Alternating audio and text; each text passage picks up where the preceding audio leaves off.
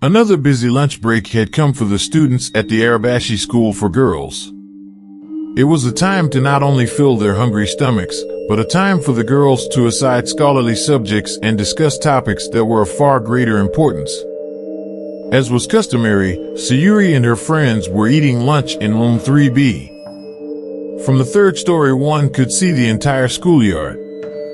And it was from that vantage point that Sayuri's closest friend, Hana, liked to stare down at the other students and see them as nothing more than insignificant little bugs. Had Hana not handpicked her to be her friend, Sayuri surely would never have chosen to be friends with such a girl. For Hana was as cruel and mean-spirited as anyone Sayuri had ever had the misfortune of knowing. And it was only the fact that Sayuri's father was a prominent businessman that made her desirable to Hana. Rounding out the clique were Aika and Nami. Nothing particularly stood out about the two other than the fact that they also came from money. And what Hana especially liked about them was their constant desire to please her. Had Sayuri been blessed with more confidence, she surely would have broken free from the group. But she feared Hana would have her blacklisted and left without friends. And that would have made her just like Shizuko. "Hey, look at Shizuko," said Aika. "She's asleep again." Shizuko was well known as one of the least popular girls in school, and she had once again fallen asleep at her desk. Shizuko kept mostly to herself, rarely ever saying more than a few words unless spoken to first. And for some reason that made Hana lather her. "What a lazy dog," said Nami.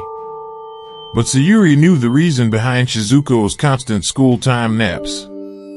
She had once overheard Shizuko while she was taking a call from her employer. It was then when it became known to Sayuri that Shizuko was always exhausted at school because she worked nights cleaning office buildings. "I found out the other day that her father works at the same hospital as mine," said Hana, who was staring coldly at the students in the schoolyard. "Is he a doctor?" asked Nami. Hana immediately began laughing. "Oh, you were serious?" she asked. "Of course not. He's just a janitor. I saw him eating at a restaurant one day with Shizuko. I knew he looked familiar, then I remembered where I had seen him. I had seen him taking the garbage out of my father's office. I bet one day his daughter will be doing the same for me. It would only make sense, seeing as she's just a piece of trash herself."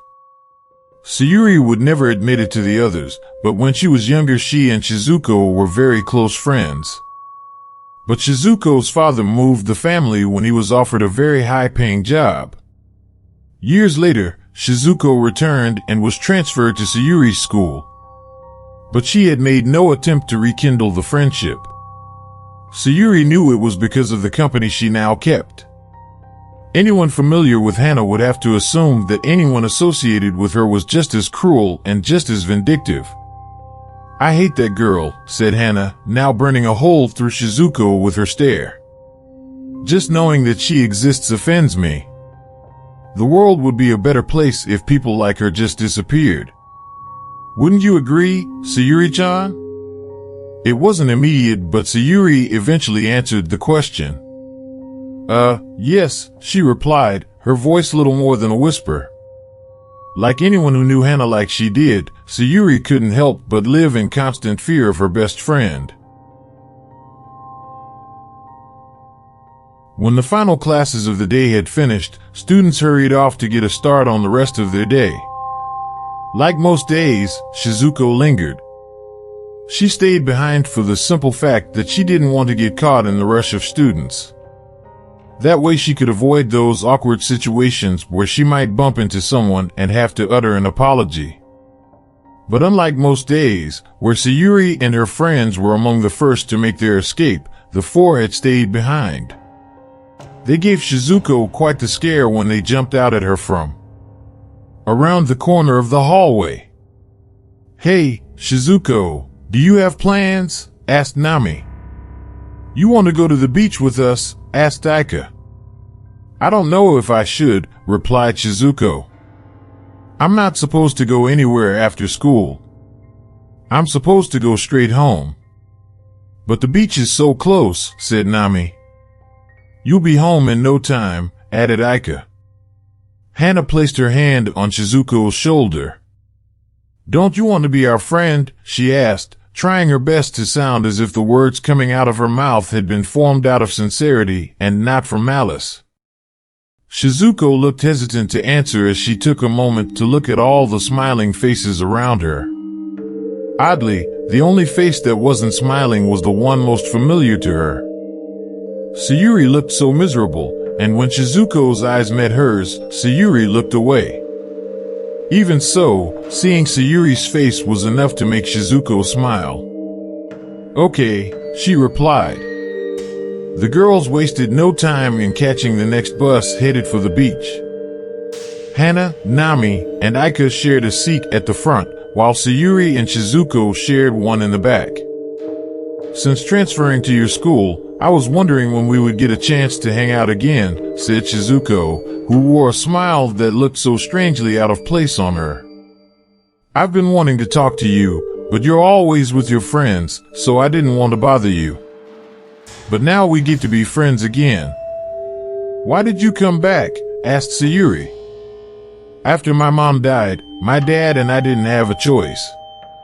My dad's salary wasn't enough to cover all of the medical bills.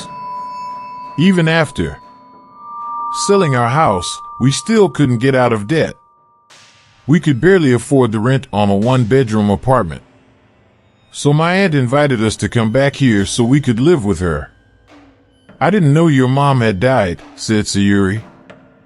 I'm sorry. Even from the back of the bus, Sayuri and Shizuko could hear the wild laughter coming from the others. Had Shizuko been able to look away from Sayuri, she surely would have seen that the laughter would come only after the others had taken peeks back at them. Sayuri had noticed the peeks, though, and she was well aware that the laughter was all at Shizuko's expense. It's not so bad, said Shizuko. At our apartment I could only stare out the window, but at my aunt's house I can lie on the grass and stare at the sky at night. I try to see how many stars I can count. I know it sounds dumb, that's why I only count them on the nights where there aren't that many. Remember how we used to do that when we were young? No matter how many I counted, you were always able to count more. That's because I lied, replied Sayuri. I would always let you go first. That way I could just make up a bigger number. So that's how you did it. Shizuko then let out a small laugh, prompting Sayuri to do the same. It was happening gradually, but Sayuri was growing comfortable with Shizuko, making it feel as if their time apart had never taken place. Sure that the others were going to play a prank on Shizuko, Sayuri decided she would tell her friend before the others had the chance to make a fool out of her. Hey, Shizuko, said Sayuri. Before Sayuri could finish what she had to say, Hana popped up from behind the seat in front of them. Hey, why aren't you two sitting up front with the rest of us? She asked. You're making us feel left out. We were just talking, replied Sayuri, a tremble in her voice. We're trying to figure out what we're gonna eat after we go to the beach, said Hana. Nami wants danburi. But Aika says she won't eat danburi because her mom made her eat it last night. And I don't want danburi either. So what do you two want? Can we have udon? Asked Shizuko. Udon? Asked Hana. How about you, Sayuri-chan? What do you? I don't know, replied Sayuri. You can't even choose what you want to eat, asked Hana. I thought a choice like that would be an easy one for you to make. A short time later the girls arrived at the beach. Nami and Aika wasted no time in sprinting toward the sand, looking like a couple of children as they did so. Hey, get back here, demanded Hana. We didn't come here, for both girls were smiling half-heartedly when they returned to Hana's side. It was evident that having been yelled at had frightened them. Rather than frolicking by the surf, the girls led Shizuko down a narrow path just off to the side of the beach. They had insisted Shizuko cover her eyes with her hand to keep from spoiling the surprise that awaited her. To keep the girl from falling in her blind state, Nami and Aika guided her by the shoulders the whole way. "Where are we going?" asked Shizuko. "It's a secret," replied Nami. "So no peeking," added Aika. "Stop right there," said Hana when Nami and Aika had led Shizuko to the perfect spot. Shizuko was now standing only steps away from the edge of a cliff overlooking a grouping of jagged rocks below. "What are you doing?" Sayuri asked Hana when she found just how dangerous a prank the others had decided to pull on Shizuko. "You can look now," said Hana. When Shizuko removed her hand from her eyes, she nearly lost her balance when she found herself near a fall that would most certainly lead to an untimely death. Before Shizuko could turn around or begin backing away from the cliff, Hana spoke up in a most unpleasant tone. "Hey, Shizuko-chan," she yelled, stopping the girl. "Don't turn around. You don't want to know what'll happen if you do." "Vivat is this?" asked Shizuko. "You think you're so high and mighty, don't you?" asked Hana. "What makes you think you're better than us? Your dad's just a janitor." "Your breath smells like a dog's ass," exclaimed Nami. "And your boobs are small," exclaimed Aika. "Why are you doing this?" asked Shizuko. "Please stop this," said Sayuri, her voice barely loud enough for Hana to hear despite the fact that the two were standing next to each other. "What are you talking about?" asked Hana. "You knew we were going to do this." "No, I didn't." "Dog breath." Nami and Aika shouted in unison. Nami then picked up a rock and threw it at Shizuko, narrowly missing hitting her in the foot. Aika then threw a rock that hit Shizuko in the foot, nearly making the poor girl lose her balance. "Stupid, what are you doing?" whispered Nami. "It was an accident," Aika whispered back. "Sayuri-chan," whispered a sobbing Shizuko. "Why?" "Stop it," exclaimed Sayuri, knocking the rocks out of Nami and Aika's hands. "Whose side are you on?" asked Nami. "Yeah, we agreed that we were going to do this to her," said Aika. "We're all in this together.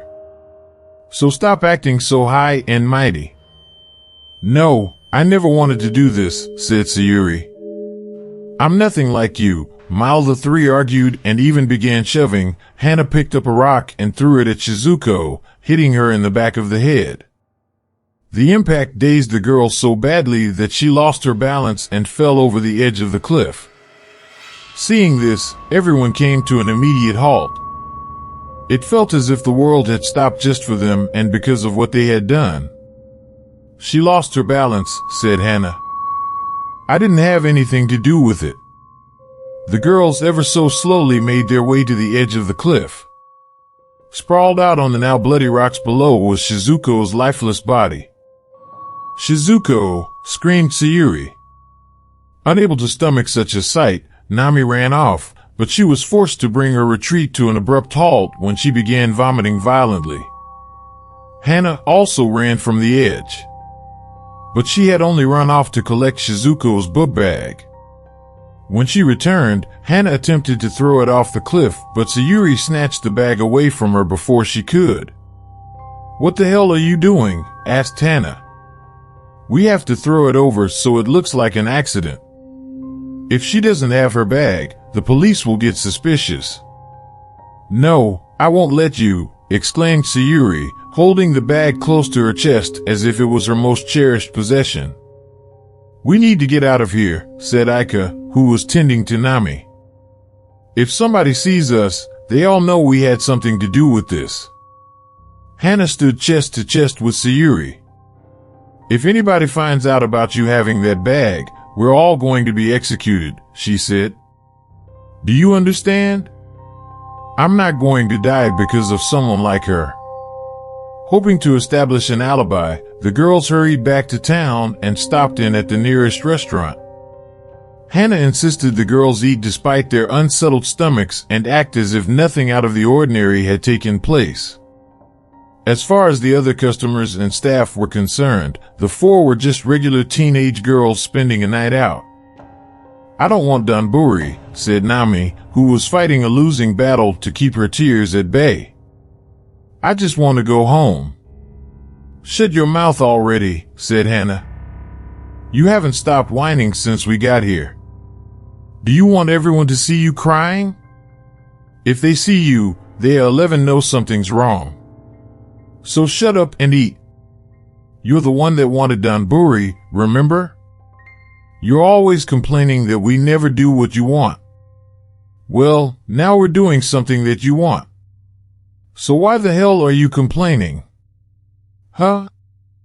Hana had scolded Nami so loudly that some of the other customers couldn't help but look in their direction. "Sorry," said Hana, a polite smile on her face. "Or maybe we can go back and I'll make you eat all that stuff you threw up," said Hana, this time much quieter. "So help me if they pull your DNA out of it." "It's okay," said Aika. "I kicked dirt over it." An ambulance sped by the restaurant. Its lights were flashing and its siren was blaring. The girls were noticeably startled by it. Acting as if the ambulance had done nothing to bother her, Hana began eating. Though she was ruthless, her hands were shaking visibly as she did so. As she had been doing since the group arrived at the restaurant, Sayuri kept her gaze on the floor. This prompted Hana to cast a most unpleasant glare at her. After their impromptu night out, the girls went their separate ways. Sayuri went straight to her room after making it home. What had happened to Shizuko played itself out over and over in Sayuri's head. It wasn't so much the blood on the rocks that disturbed her so, nor was it the awkward positioning of Shizuko's mangled limbs. It was her eyes. Every time that scene replayed in her mind, Sayuri couldn't help but feel as if Shizuko was staring directly at her, making it seem as if the girl who had lost her life wanted to know why Sayuri would play a part in such a thing. Having made sure her door was locked, Sayuri opened Shizuko's bag and began looking through it. At first glance, there looked to be nothing out of the ordinary inside. There was nothing but books and other school supplies. Sticking out of a book was a piece of paper. There was nothing odd about a piece of paper placed inside a book, but something compelled Sayuri to take it out. When she found what it was, a stabbing pain immediately inflicted itself upon the pit of Sayuri's stomach. What she had found was a picture she had drawn years ago when she and Shizuko were in elementary school. It was of the two of them in a grassy field under a starry sky. Sayuri had given it to Shizuko after telling her she hoped the two would be friends forever. "Shizuko," whispered a now sobbing Sayuri. It was immediately after calling her friend's name when a floorboard creaked. Sayuri was hesitant to turn around, thinking her mother had entered through a door that hadn't been properly locked. If that was so, then she surely would have heard Sayuri speak the name that would soon be referenced numerous times in newspapers and on news broadcasts. Mustering the courage, Sayuri turned around but found no one there. During a break between classes the next day, Hana took Nami and Aika to the roof of the school. It was there where the three would find Sayuri, who had said some very troubling things to Nami earlier that day. "Hey," shouted Hana. "What's this I hear about you wanting to confess?" "I think it might be the best thing for us to do," replied Sayuri. "If we tell the police it was an accident, they'll go easy on us. The fact that we're all minors might keep us from getting too harsh a sentence." "You think if you go to the police, they'll go easy on you just because you made it easy for them to solve the case?" asked Hana. "What makes you think you're better than the rest of us? You get into just as much trouble as us." "Is that what you want, Sayuri-chan?" asked Nami. "To get us in trouble?" "I don't know what makes you think you'll be in less trouble than the rest of us," said Hana. If anything, you'll be in more trouble. What do you mean? Asked Sayuri. Think about it. There's 3 of us and only one of you. All we have to do is tell the police that it was all your idea to cover things up. We wanted to confess, but you wouldn't let us. You threatened us. You told us your father had powerful connections and he would make sure the 3 of us kept our mouths shut. You wouldn't, said Sayuri. You want to find out? Asked Hana. Look at it this way, said Aika. If one of us talks to the police, then we'll all get in trouble. But if none of us talks, then none of us will get in trouble. Think about what I said the next time you get an idea like going to the police, said Hana. And with that, she, Nami and Aika took their leave. After the unfortunate meeting, Sayuri went to the bathroom to splash some cold water on her face. So upset was she over what Hana had told her that she could barely keep the water cupped in her shaking hands from spilling out.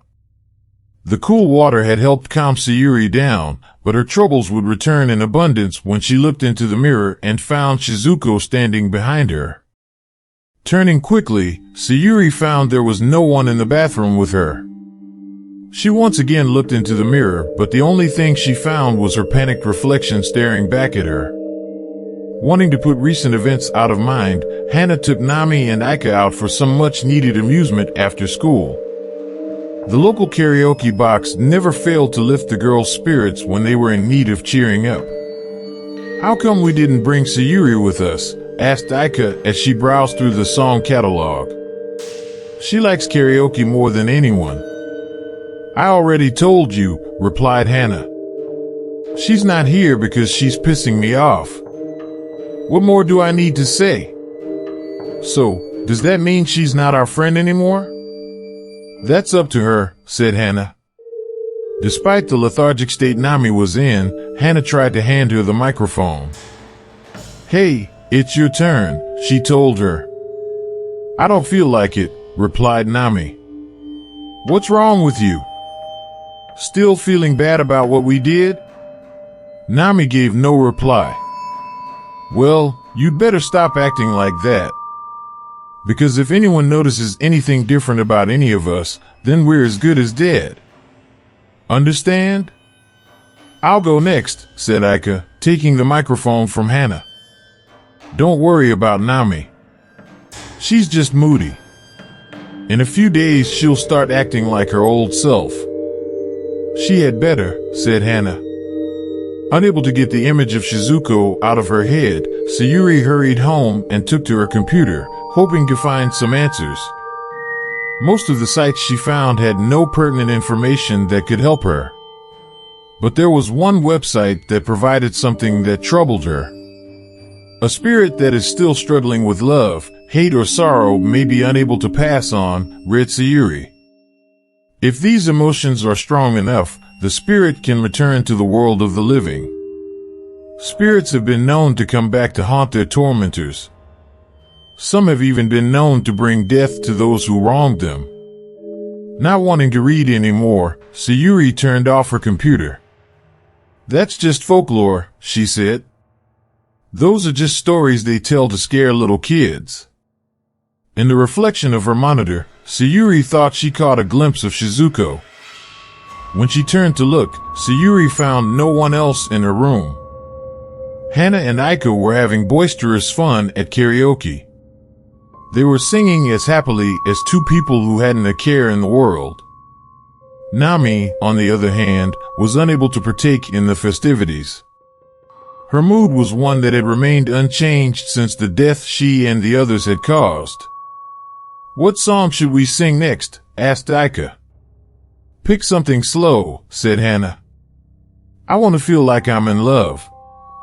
A horrible scratching sound began blaring from the speakers. What's happening? Asked Hana. What did you do? I didn't do anything, replied Aika, who frantically began pushing buttons in hopes of making the horrible noise go away. The one thing she did accomplish, however, was making the main light go out and replacing it with flashing ones. How does that help us? Barked Hana. Nami's eyes nearly doubled in size when she found Shizuko standing behind her friends. The recently departed girl looked no worse for wear after having fallen off a cliff. Nami screamed a bone-chilling scream. It was immediately after that when the horrible sound came to an end and the lights returned to normal. "What's going on?" asked Hana. "Why'd you scream?" Shizuko was no longer in the room. But that wasn't enough to calm Nami, who ran from the room without explaining herself. Without having anyone push any buttons, another song began playing. It was a cheery number that took on an eerie feeling with what had just happened. "I told you to pick something slow," said Hana. There was a buzz at school the next day. Everyone was talking about recent stories in local newspapers and on morning news shows about the discovery of Shizuko's body. Police had given very little information, so students were curious to know if the death was a suicide, an accident, or possibly murder. Not more than an hour into instruction, Sayuri, Hana, Nami, and Aika were pulled from their classes. A pair of detectives had come to their school, and they were looking for answers that would lead them to who was responsible for Shizuko's death. Hana was first to be questioned. "How close were you to this Shizuko girl?" asked Detective Yamamoto. "I wasn't close to her at all," replied a defiant Hana. "I didn't even know her. I have enough friends. I don't need any more than what I already have." "Really? Then how do you explain why the janitor told us he saw you and your friends leaving school with her?" "I don't know what you're talking about," replied Hana. "We didn't go anywhere with her. She might have been leaving school at the same time as us, but that doesn't mean we were hanging out with her. Besides, what does the janitor know? He's so old he can barely see. But he can see well enough to get excited whenever a pretty girl walks by him. It's him you should be investigating, not me. He did say something about not having his glasses on when he saw the girls," said Detective Tamaki. "He might have been mistaken." "You know, I have a daughter about your age," said Yamamoto. "She has a good life. She's pretty, has lots of friends, and gets good grades in school. No one has a bad thing to say about her. I don't know what I would do if I found out someone was bullying her." He then leaned in toward Hana. "Could you imagine what the smell of cigarettes hit Hana's nose like a slap in the face? From what I've been told, this Shizuko girl wasn't very popular. That probably would have made her an easy target for bullies." "This is harassment," exclaimed Hana. "You can't blame this on me. I didn't do anything. If you keep up with this line of questioning, I'll tell my dad to hire a lawyer. He'll sue you and the city for everything you're worth." "This one has a lot of fire," said Yamamoto. "Please understand where we're coming from," said Tamaki. "We have to cover all our bases to make sure we don't miss anything. We're not saying you or your friends had anything to do with this. We just want to know if you know anything." "None of us knows anything," said Hana. "When you ask the others, they'll tell you the same. So you shouldn't even bother wasting your breath. She probably just killed herself. You said it yourself." "She didn't have any friends suicide?" asked Yamamoto. "We've been seeing a lot of those lately. People are always looking for the easy way out." He then pulled out a cigarette and lit it. "Smoking isn't allowed on school grounds," said Hana. After taking a puff, Yamamoto grinned, showing his teeth that had been yellowed from years of his bad habit. "We'll just let this be our little secret, okay?" he said. "I'm sure a girl like you is good at keeping secrets." After school, the girls met up in an empty classroom. "So, everyone stuck with the stove," said Hana, staring out the window. "I told you there was nothing they could do to us if we all just stuck together." "Is it over?" asked Nami. Are the police done with us? It's never over with them. So be careful what you say. They could have microphones hidden everywhere. I'm sure they'll wiretap our phones. And if you ever see someone watching you from the shadows, it's probably them. I don't want to live like that, said Nami. Well, that's too bad, said Hana. That's what happens when you're a criminal. Stop trying to scare her, said Sayuri. She's been through enough. Don't worry about it, Nami-chan, said Aika. The worst is over. There's nothing that they can do to us. So cheer up, okay? Really? Asked Nami. Aika gave her friend a nod and a smile. I don't know about the rest of you, but all this talk has made me hungry, said Hana. Aika, treat me to sushi. When making the request, Hana had used a much friendlier tone. It was something that neither Aika nor Nami had ever picked up on. But Sayuri always noticed how friendly Hana became when she wanted something. Okay, replied Aika. Are you coming? Nami asked Hana. Though she had posed the question to Nami, Hana had been looking at Sayuri when she asked it. Yeah, I'm coming, replied Nami, a faint smile upon her face. Can you wait for me out front? I have something I need to do first. Okay, but don't be too long, said Aika. When Hana and Aika were out of the room, Nami asked a very startling question. Sayuri-chan, do you believe after a person dies, they might be able to come back? Sayuri was taken aback by what had just been asked. Vinny, she asked. Did you see something? Viva and Nami failed to make eye contact. Sayuri knew something was wrong. What did you see? Did you see her? Did you see Shizuko? Tell me if you did. Nami's cell phone rang. Yes, she answered. Hey, Nami, if you're not coming, then we're going without you, said Hana. I'll be right there, said Nami before having Hana abruptly hang up on her. I have to go now, Sayuri-chan.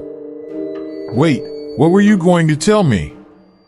There was a very poor excuse for a smile upon Nami's face. It was nothing, she replied. Don't worry about it, okay? Like Aika-chan said, the worst is over. And with that, Nami quickly gathered her things and took her leave. Nami, said Sayuri. I saw her, too. Unfortunately for Sayuri, Nami was already out of the room by the time she had made her confession. After having had sushi with her friends, Nami went home and straight to her room. It was late and she needed to get started on her homework. Her parents had left for a late dinner shortly after she had come home, leaving Nami all alone in a disturbingly dark house. The only light to be found was coming from her small desktop lamp. I don't get this at all, said Nami, thumbing through her textbook. Why do we have to learn this stuff anyway? We're never going to use it. Nami's cell phone began ringing. Hello, she answered. Nami, it's me, said Sayuri. Oh, Sayuri-chan. What's up? Need help on your homework? I was thinking about what you told me at school today when you asked me about ghosts. We didn't get the chance to talk. Forget about that, said Nami. I was just feeling a little stressed.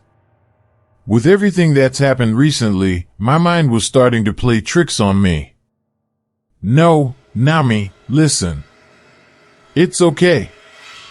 Let's not talk about this anymore. I just want to move on. But, hey, you want to go to the game center tomorrow? I know Hana might be mad at you, but I'll talk to her. I think she's just in one of her moods. Nami, please listen to me. Even through her cell phone, Sayuri could hear distinctly the sound of footsteps on the other end of the line. Nami had a wood floor, which made it easy to hear when someone was walking across the room. "Nami, is someone there with you?" asked Sayuri. As well as Sayuri had heard the footsteps, they were far more noticeable to Nami. "Hey, Nami-chan," said a girl's voice that was deathly familiar to her. This was followed by a hand coming to a rest on her shoulder. "Don't turn around." Sayuri had heard what had been said on her cell phone. And the next thing she heard was a scream that sent a chill down her spine. "Nami-chan," screamed Sayuri. "Nami-chan." The next day, Detectives Yamamoto and Tamaki paid another visit to the school. They were met with even more defiance when they interviewed Hana. "Another girl from your school has met her fate," said Yamamoto. He then took a long drag on his cigarette as Hana burned her glare into him. Tamaki opened a window to allow the smoke to escape. "I don't know if you should be referring to her death in that way," he said. "If things keep going this way, you won't have any friends left." "I already told you," said Hana. "Shizuko wasn't my friend." "No, but Nami was. And now she's dead. That can't be a coincidence. Maybe a guilty conscience left her with no other choice. Or maybe someone was trying to keep her quiet because of the information she had." "Just come out and say it," said Hana. "You think I had something to do with this, too? You have some nerve. One of my best friends is dead, and you're pointing the finger at me." Though she was acting as if she was the victim, Hana's acting skills were less than impressive. It was easy to tell that she was far from disheartened over what had happened to Nami than she was letting on. "Then why is she dead? It doesn't make sense. Her death has to have something to do with what happened to that Shizuko girl." "It didn't," said Hana, her demeanor calmed. "It had nothing to do with it." "How do you figure?" asked Tamaki. "Nami was having an affair with a married man," said Hana. The usually talkative Yamamoto was at a rare loss for words after hearing something so shocking about a high school girl. "He said he was going to leave his wife and take her away," explained Hana. "But he lied. He said he didn't want to shame his wife's family, so he had to stay with her. I guess Nami couldn't take it. And that's why she killed herself." Yamamoto and Tamaki looked at one another as if hoping the other had something to say in response to what they had just been told. When the interview was over, Hana left the cramped office that was becoming far too familiar for her liking. "Do you believe her story about the affair?" asked Tamaki. "Who knows," said Yamamoto, lighting up another cigarette. "These days, anything is possible. But I know that girl didn't commit suicide." "How do you know that?" "Because when they found her body, most of her bones were broken. It was as if she had jumped off the roof of her house. But they found her slumped over her desk. That hardly seems like a long enough fall to cause such injuries. I heard one of the girl's friends was the one who found her. She claimed she called her and didn't get an answer, so she went to her house and that's when she found her. But when we checked the dead girl's phone, we found that the two had been talking before we got the call about the death. So she was lying. Do you think she had something to do with the murder?" "Vo's to say this was a murder?" asked Yamamoto. "That girl was hiding something, but I know she had nothing to do with this." "Are we going to question her again?" "There's no need. She won't have the answers we're looking for." "How can you be so sure?" asked Tamaki. "Call it a gut feeling, but I think the truth will come out with time." "Will I ever become as cavalier as you?" Yamamoto began laughing. "It's called detective's intuition. And you still have a long way to go before you learn." On her way home from school, Hana received a call from Aika. The news of Nami's passing was too much for her to bear, so she skipped school. "Hello," answered Hana. I was thinking I would go see Sayuri to check on how she's doing, said Aika. She hasn't been answering her phone. I have a lot to do, replied Hana. I won't be able to go with you. Did you hear about Sayuri being the one who found Nami's body? I can only imagine how she must have felt having seen that. Maybe she's the one who killed her. You shouldn't say things like that. Like I said, I'm really busy. Call me back later. And with that, Hana abruptly hung up on Aika. Why does everyone always bother me when I want to be left alone? Whispered Hana. Little did Hana know that Shizuko was standing directly behind her. Sensing that someone was near, Hana spun around, but there was no one there. Having been allowed entry by Sayuri's mother, Aika made her way into her friend's room. Sayuri was lying in bed hidden by the covers. Sayuri-chan, said Aika, taking a seat on the bed. How are you feeling? I heard you didn't go to school today. Neither did I. Do you know when you're going back? Not only did Sayuri not reply, she failed to make any movement whatsoever. As much as I think about what happened to Nami, I can't make myself cry, said Aika. What kind of person can't cry when one of their closest friends dies? Have I become that used to death because of what happened? So what does that make me, some kind of a monster? You're not a monster, said Sayuri. Then what am I? I'm supposed to be like you, in bed and shut away from the rest of the world.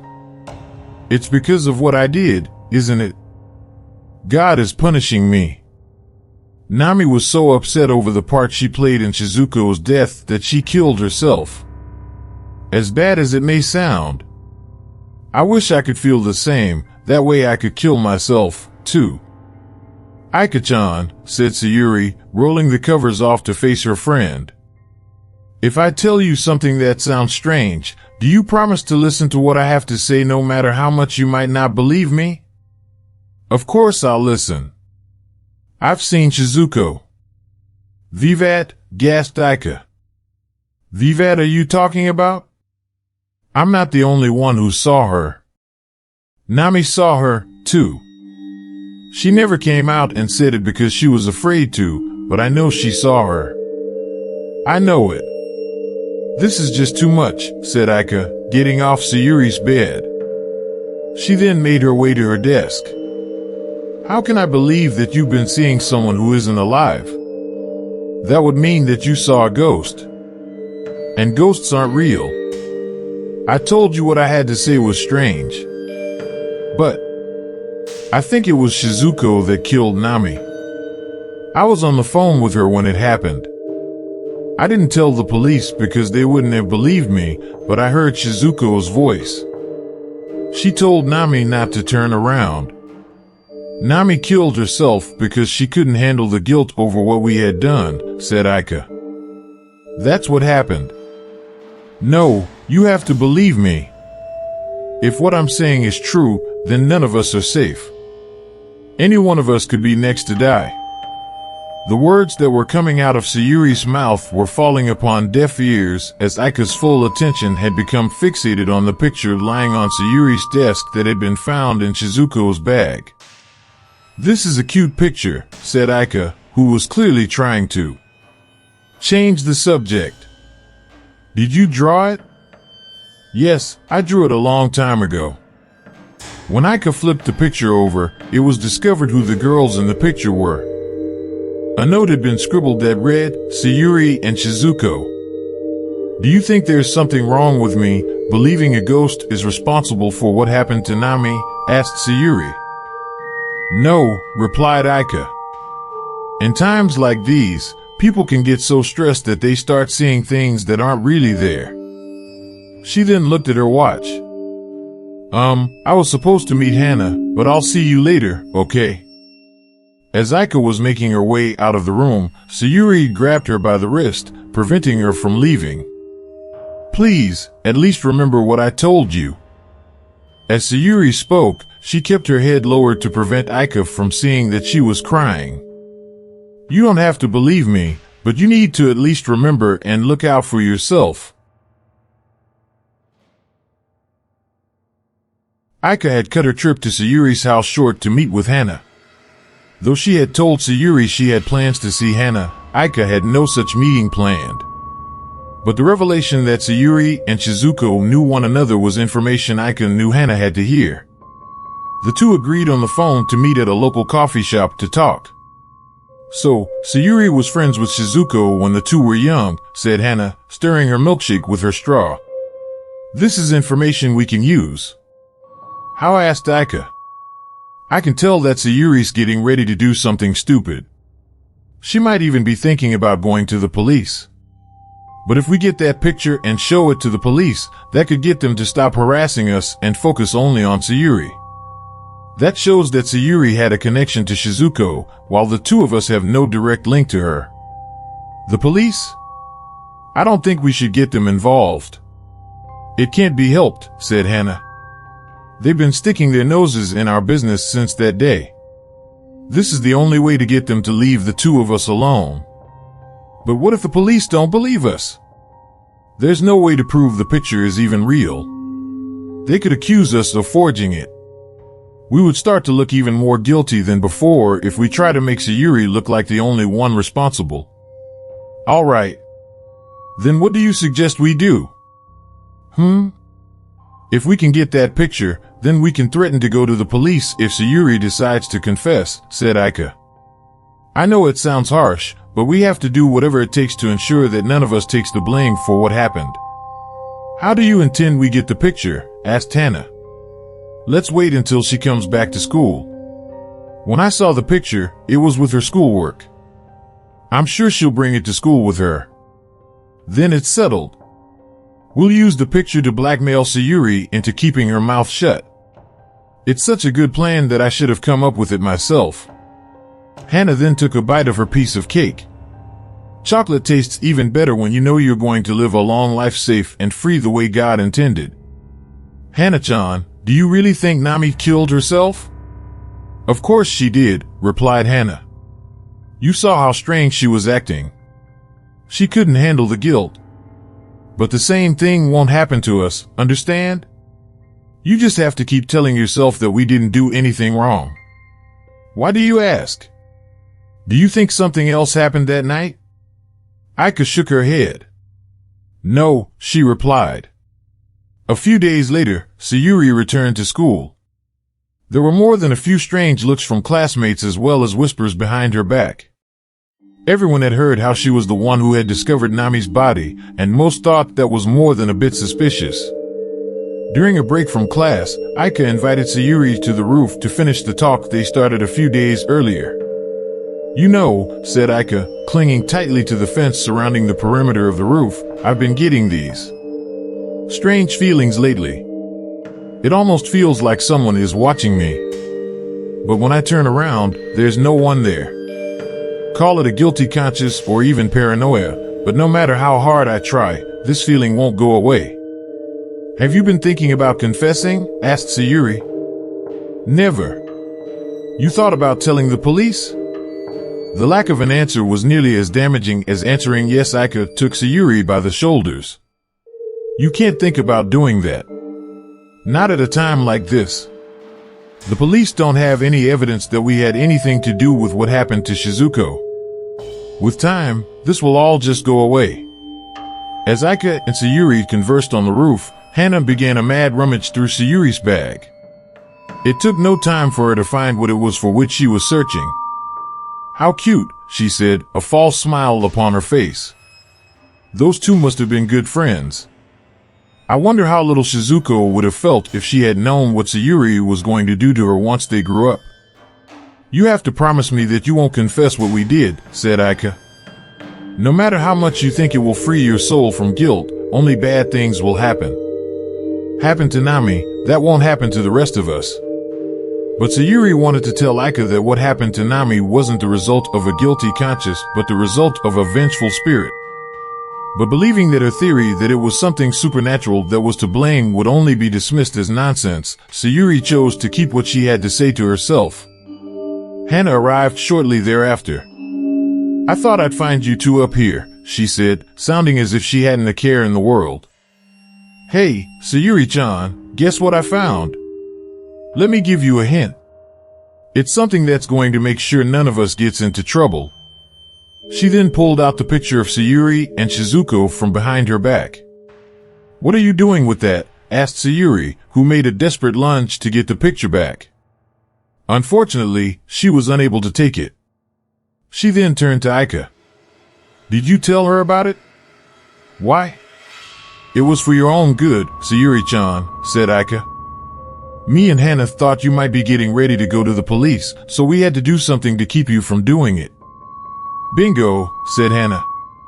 Aika told me about the little talk you two had the other day. She told me how you and Shizuko used to be the best of friends. So if you're still thinking about going to the police, then we'll show them this picture. It proves that you knew Shizuko. All me and Aika have to do is tell the truth. We didn't know her at all. There won't be anything the police can do. They'll have to clear us while you take all the blame. I wonder what they'll come up with as motive.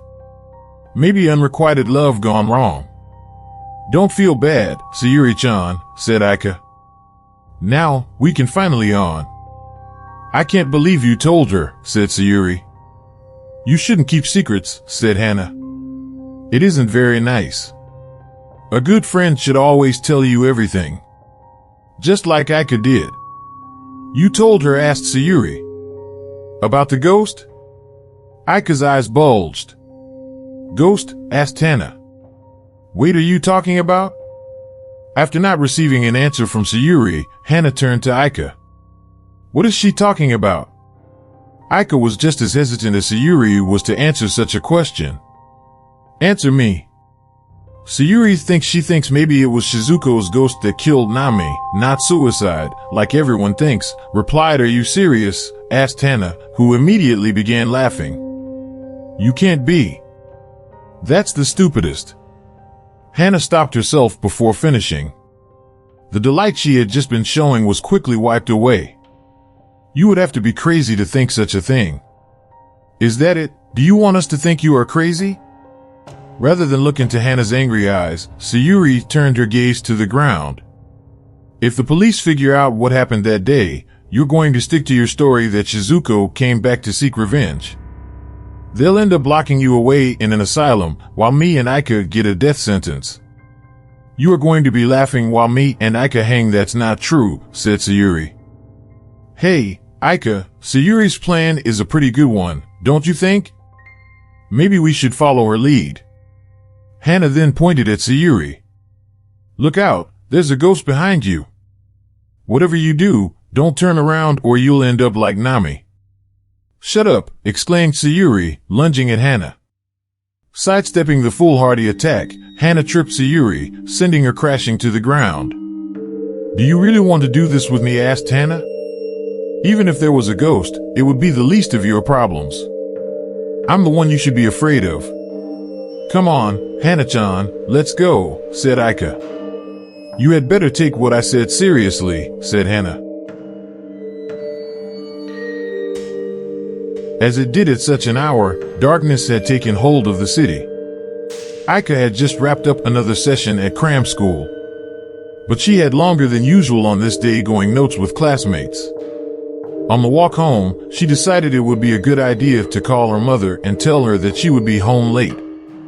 Mom, why won't you pick up? Asked Aika as she received nothing more than numerous rings from her home phone. You're so lazy. The ringing then came to a sudden halt as Aika lost reception on her cell phone. Lifting her phone into the air, Aika tried in vain to regain a signal. Stupid phone. Just when I need you the most, you go out on me. On Aika's walks home, there was usually some amount of activity going on. But being out much later than usual, there was nary another soul to be found. The stores she always passed by were closed, and with their lights turned off, it created more than enough places for someone to hide away from human eyes. Unable to shake the feeling that someone was watching her, Aika timidly looked behind her.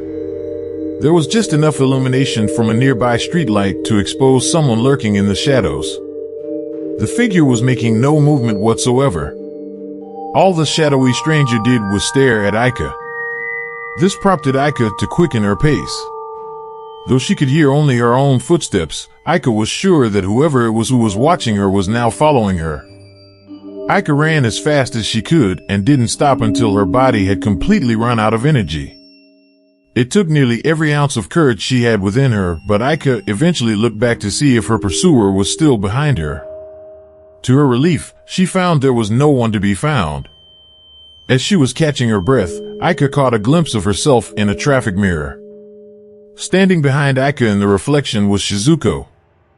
Having just been running for her life and now seeing someone whom she thought to be dead standing right behind her proved too much for Aika to handle.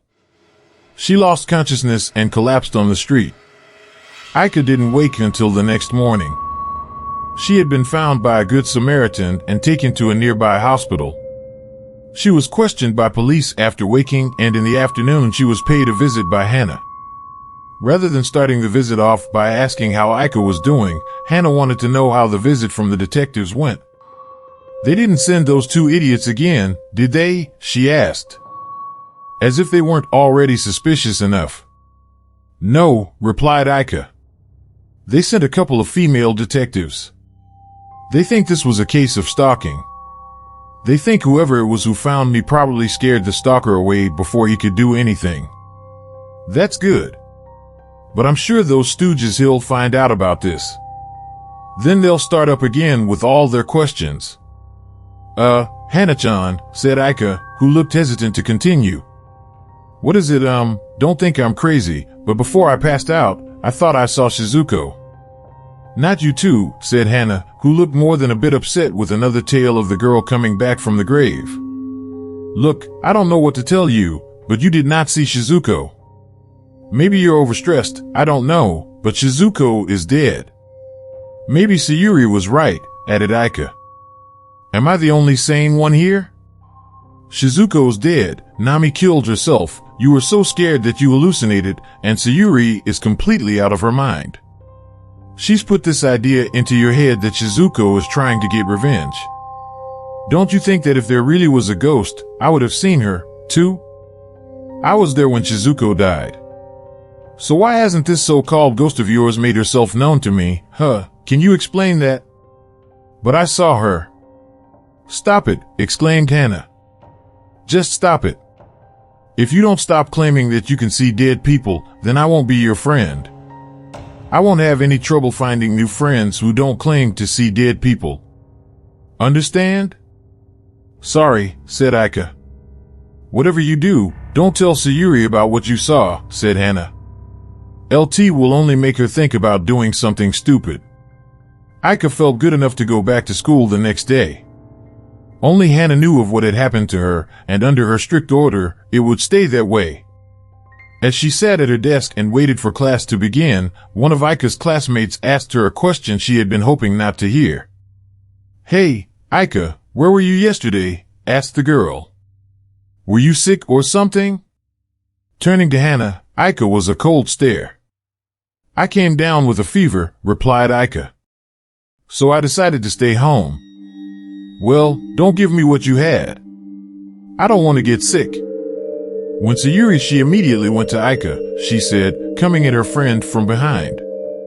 Hearing a voice so close to her startled Aika badly. "Sorry about that. Are you free to talk? I have something I want to tell you." Hana came to break up the conversation. "Hey, Aika-chan, come with me," she said. "Have something I want to show you." Never one to disobey Hana, Aika complied with her request. "Sorry, Sayuri-chan," she said. "I'm a little busy right now. Maybe we'll talk later." Going only as far as the hallway, Hana told Aika what was on her mind. "I don't think we should be friends with Sayuri anymore," she said. "She's just not the same person she used to be. We shouldn't have any more contact with her." Aika was able to look through the doorway at Sayuri. She was seated at her desk and looked like she didn't have a friend in the world. "But Sayuri is our friend." "No, she used to be our friend." "Understand, yeah," replied Aika. She then took another peek at Sayuri, and when she did, she found Shizuko standing behind her. Aika's eyes began to bulge. "Don't feel too bad for her," said Hana, was oblivious to Aika's horror. "She'll find new friends. As for us, I think we should start hanging out with some of the girls on the swim team. I hear lots of their fathers own businesses." Shizuko reached her hand slowly towards Sayuri's shoulder. "Sayuri-chan," exclaimed Aika, capturing not only Sayuri's attention but the attention of everyone in the classroom as well as in the hall. As if she had never been there, Shizuko was nowhere to be found. "What's wrong with you?" asked Hana, pulling Aika away from the door so that Sayuri could no longer see her. She then forcefully led her to an unpopulated area of the hallway. "Did you do that? Do you still want to be friends with her, is that it? You would choose her over me? After all that I have done for you? FT's because of me that we're still free. Don't you forget that. Do you understand me?" "No more discussing this," said Hana. "Don't you see that she's a bad influence? She's putting all these ideas in your head. Look at yourself. You look like you're crazy. She's got you thinking you're seeing ghosts. I don't care if I have to start watching you like a hawk. I'm going to make sure you stay away from that damn girl." When school was over, Hana led Aika out by the arm. Sayuri caught up with them as they were making their way through the front gate. "Aika-chan," exclaimed Sayuri, rushing to her. "Wait. Aika doesn't have anything to say to you," said Hana. "But I need to talk to her. It's important." "Leave us alone," shouted Hana. "Can't you tell that we don't want to be friends with you anymore? Can't you leave us alone, you freak? Go tell your crazy stories to someone who gives a damn. Thanks to what you've been telling Aika, now she's just as crazy as you are. Now I have to look after her like she's a child. You think like having to do that? I hate it, so just stay the hell away from us." And with that, Hana angrily led Aika off the school grounds. As the two were leaving, Aika looked back at Sayuri. The look on her face made her look as if she desperately wanted Sayuri's help. When Hana and Aika made it downtown, Hana let go of her friend and turned her back on her. "Look, about what I said back there," said Hana, "didn't mean it. I was just mad. Didn't mean to say those things about you." "It's okay," replied Aika. "The truth is, I don't think of you as a burden at all. You're my closest friend. I never felt this way about Nami, and I never felt this way about Sayuri either. I need you, Aika-chan. If anything were to happen to you, then how would I explain to the police? Two of the prime suspects dying, how guilty would that make me look?" Hana's false sentiment had fallen upon deaf ears as Aika's full attention had been captured by something else. Through a nearby store window, she could see Shizuko watching her. In the blink of an eye, Shizuko had gone from being behind the store window to being directly behind Hana. In the blink of another, Shizuko was gone. "What's wrong with you now?" asked Hana. "Were you listening to me? Did you even hear a word I said?" "Where is she?" whispered Aika. "What are you talking about?" Before Hana knew it, Shizuko was standing directly behind Aika. "You," whispered Hana, her eyes bulging and her heart pounding like mad. "Hey, Aika-chan," said Shizuko. "Don't turn around." And with that, she placed her hand on Aika's shoulder. When Aika began her turn, she realized she had backed into the road. By then, it was far too late for her to get out of the way of the speeding truck barreling toward her.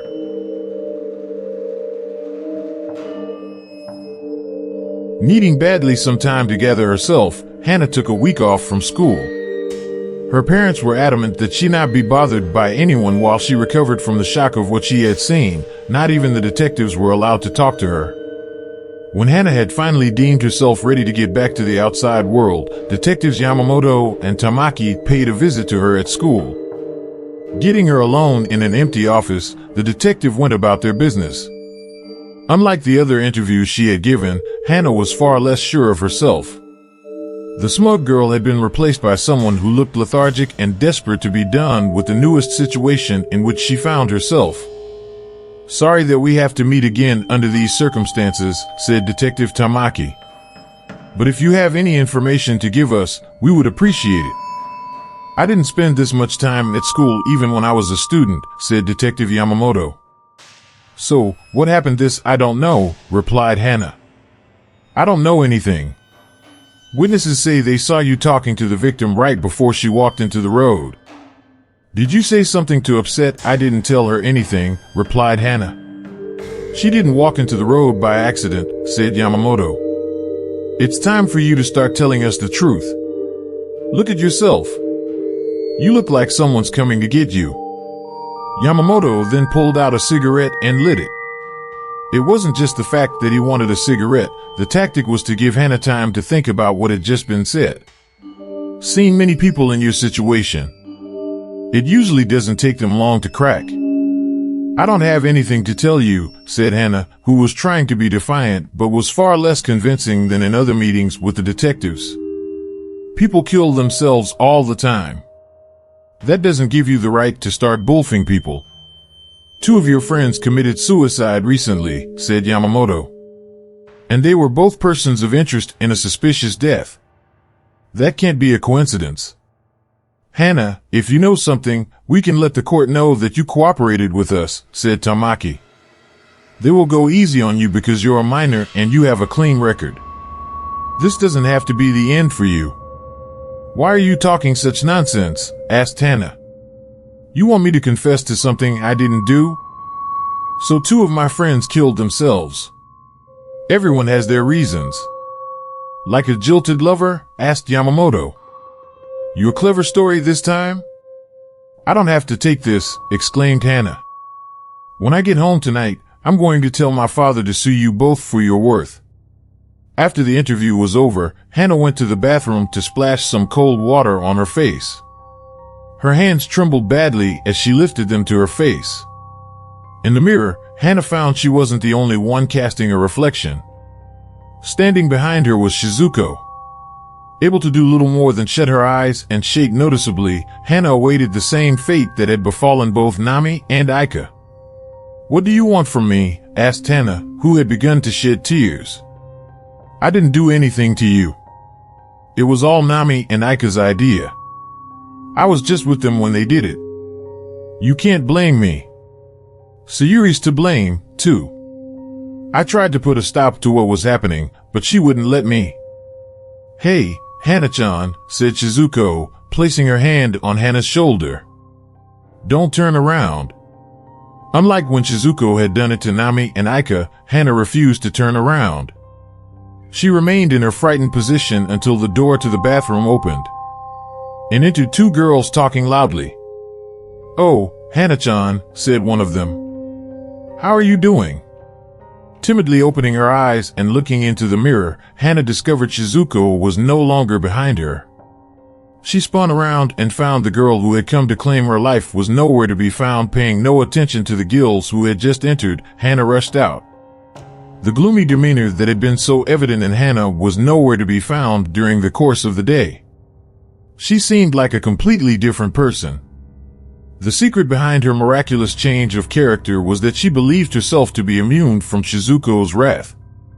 Having survived an encounter with the vengeful spirit, Hana was sure there was nothing left for her to fear, as she had come to realize that refusing to turn around left Shizuko with no way to take her to the great oblivion.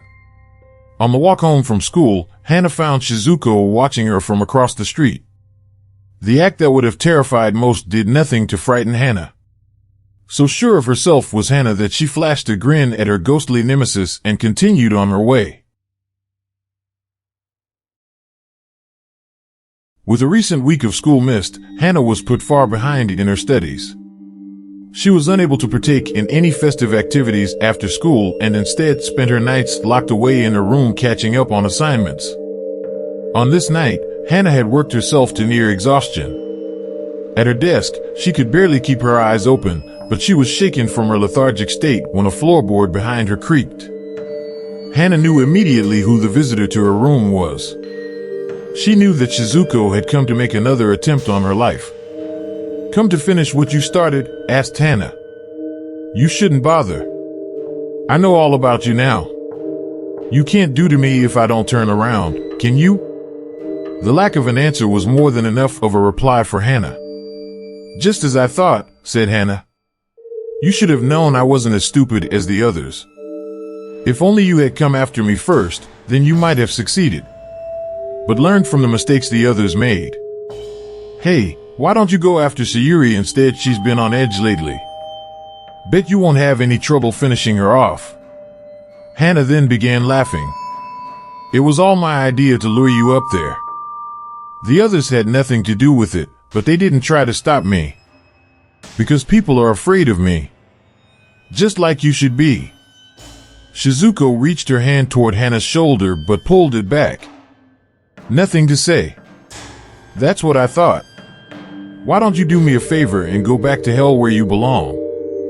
There's nothing you can do. Shizuko faded back into the darkness. The next few days went by without any incidents. There were no sightings of Shizuko, nor were there any signs that she was present. It seemed the whole matter had finally been laid to rest. But on Hana's walk home from school one day, she would find out the hard way that an angry spirit just went away. Waiting to cross the street, Hana found herself suddenly feeling a familiar presence behind her. There were others around, leaving her unable to make any crude remarks, looking somewhat disturbed. Doing her best to ignore Shizuko, Hana waited impatiently for the light to turn green. A hand clutching her by the shoulder startled Hana, but she remained calm. The calm was short-lived, though, as Hana was then pushed off the curb and into the road. She had been pushed with enough force to send her falling. A speeding truck slammed on the brakes, but there was no way it would be able to stop in time.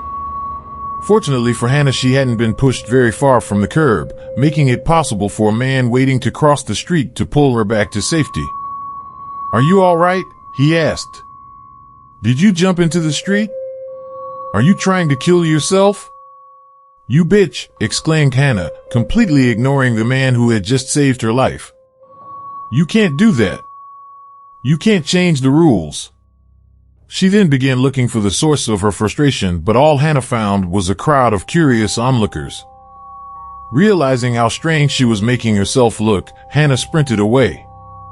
The so-called changing of the rules did not end with that single act. For days, Hana was subjected to numerous random shoves by Shizuko.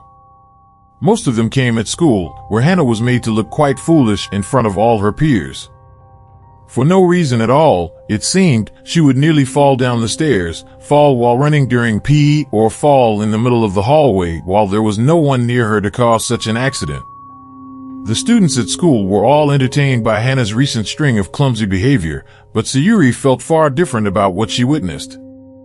She was able to see Shizuko while she was pushing Hana to the floor.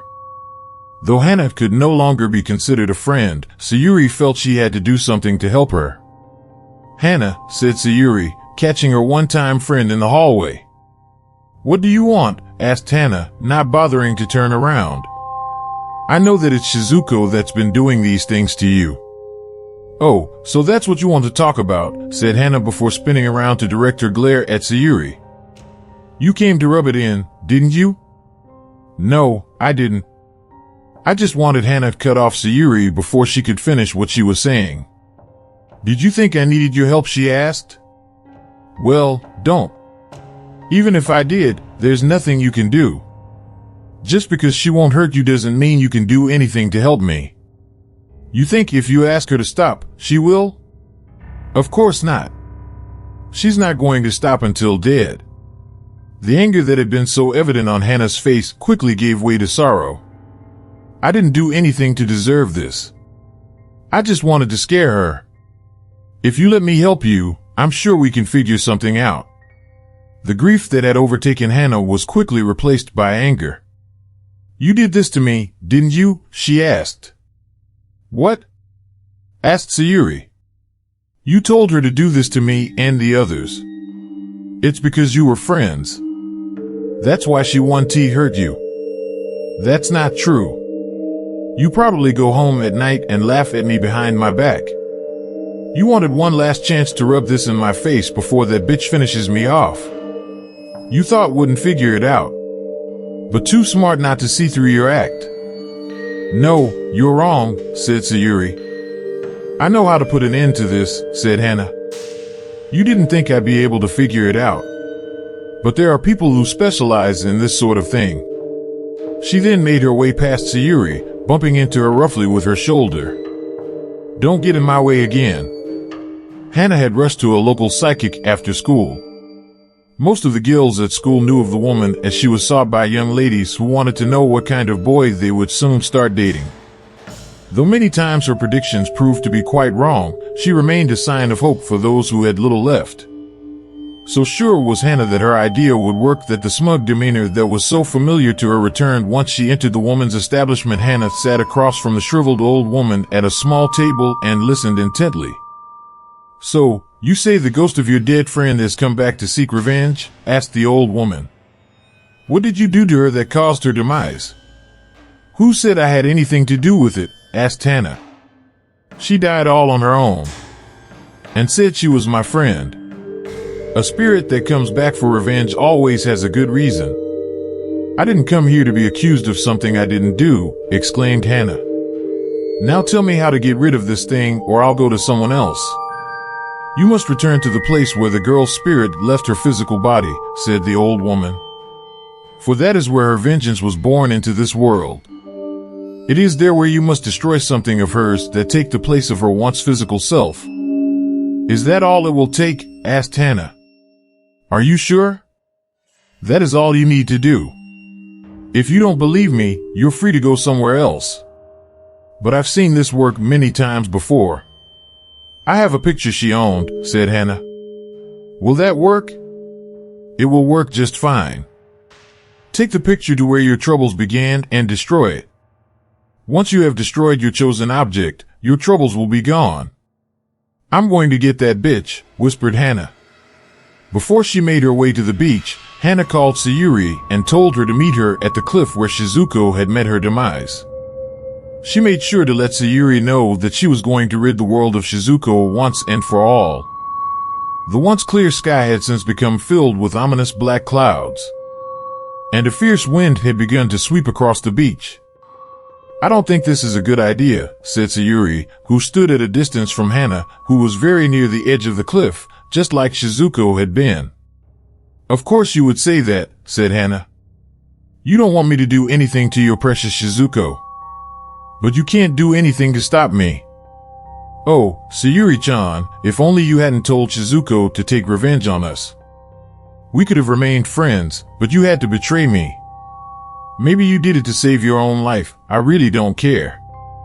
But for that, had to make sure you never betrayed me again. What are you talking about? Before I called you, I sent a letter to the police.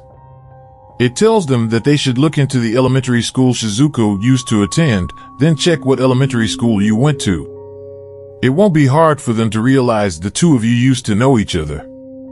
That alone will make the police suspicious of you. As for me, I have no connection to her.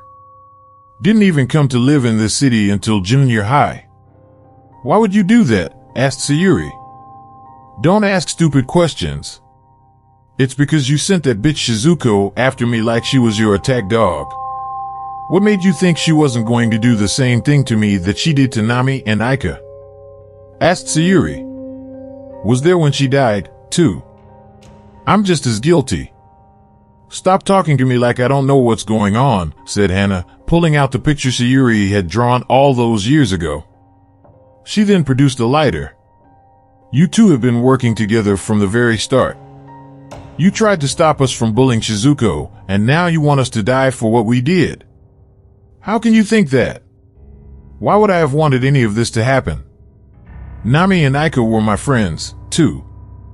I wanted them to die. How should I know why you wanted this to happen? Maybe it's because you're crazy. Hana then held the picture up. Where are you now, Shizuko? Huh? Now that you know the end is near, you hide? That doesn't sound like much of a ghost to me. Please stop this. Shut up, shouted Hana. I'm going to prove to you that no one messes with me.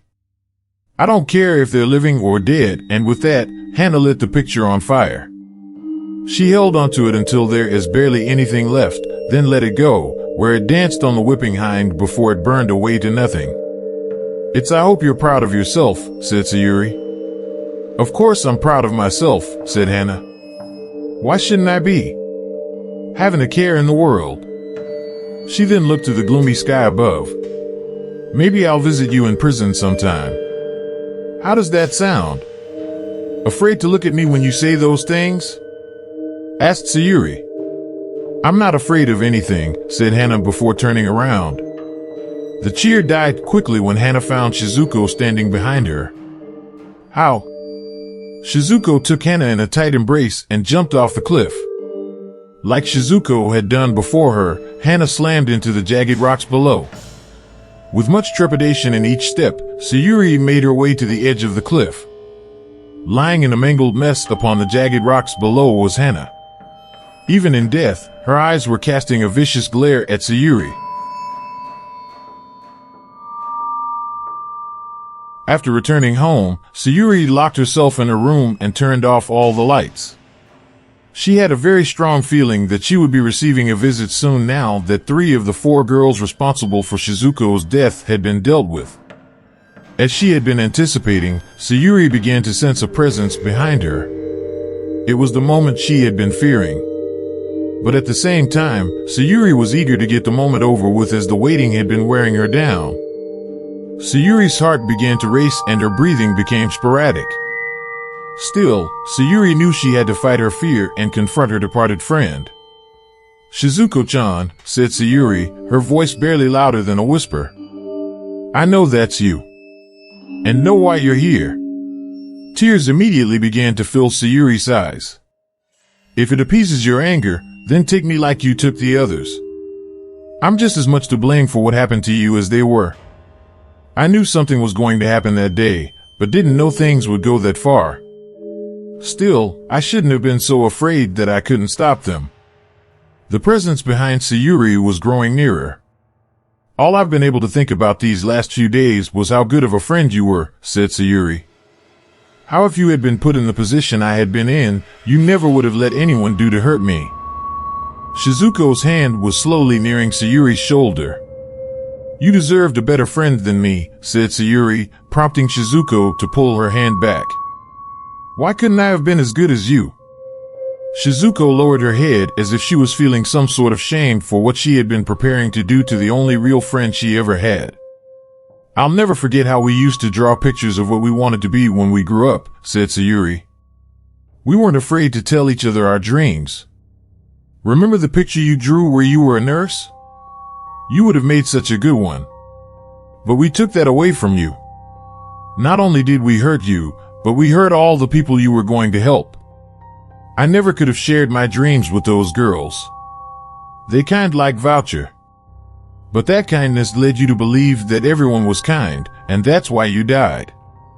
Once again, Shizuko reached her hand toward Sayuri. Do it, Shizuko-chan, said Sayuri.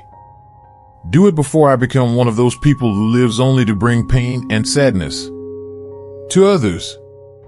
Gently, a hand came to rest on Sayuri's shoulder. When she spun around, all Sayuri found was a piece of paper slowly falling to the floor. Picking it up, Sayuri discovered it was the picture she had drawn that was thought to have been destroyed by Hana. Shizuko-chan, said Sayuri, her eyes stinging shut with tears. I'm sorry. The police had been notified of Hana's body lying mangled upon the rocks. Detectives Yamamoto and Tamaki were in charge of the investigation as there was no doubt that Hana's death was directly linked to the deaths of her friends. Looks like we've only got one left, said Tamaki. Do you think this has to do with the letter she sent us? Maybe she told her friend what she did, and this was the price she paid for letting her secret slip. That letter didn't tell us anything we didn't already know, said Yamamoto. We knew early into our investigation that the victim went to the same elementary school as one of our suspects. But she didn't seem like the type who would do something like this. We'll have to have a talk with her. It seems obvious now that she was the one behind the other deaths. It's always the ones you least expect, isn't it? Maybe, said Yamamoto. He then took a long drag on his cigarette and began pondering the bizarre situation. Then again Yamamoto looked the edge of the cliff and at Hana, whose glare even in death sent a chill down his spine. Is it really, or did someone just create a new monster? Sayuri left her house early the next morning to visit Shizuko's grave before school. She had brought with her a single white lily, which she placed at the foot of Shizuko's grave marker. Placing her hands together, Sayuri prayed for her friend. Shizuko, may your soul finally be able to find peace, she said. Thinking of the friendship and pleasant moments she had shared with Shizuko rather than the events that led to her demise, Sayuri was able to produce a smile. Checking her watch, Sayuri realized that she would have to hurry if she wanted to get to school before they closed the front gate. As she began her departure, a bitterly cold wind swept through the cemetery, stopping Sayuri dead in her tracks. Something about her immediate surroundings suddenly felt wrong to Sayuri. The feeling grew to a frightening level when she realized someone was now standing behind her. Hey, Sayuri-chan, said a voice that sent a chill down Sayuri's spine. It was a voice she knew well, a voice that had always frightened her. And it wasn't before long when a hand came to rest upon her shoulder. Don't turn around. If you enjoyed the story, then make sure to like, share, and subscribe. Thank you.